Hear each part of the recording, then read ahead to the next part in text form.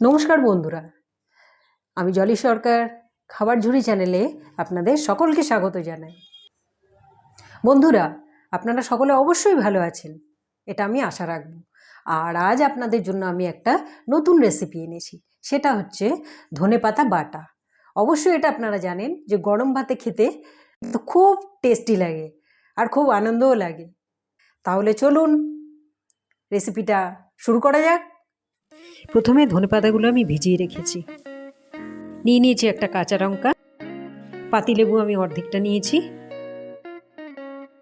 আমি ধনেপাতাটা এবার মিক্সির জারের মধ্যে রাখছি।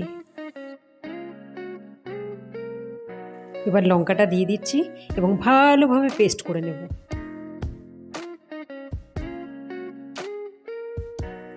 নুনটা স্বাদ অনুসারে দেব।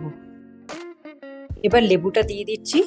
ধনেপাতা পাতা যতটুকু আছে সেই অনুসারে আমি লেবুটা দিয়ে দিচ্ছি।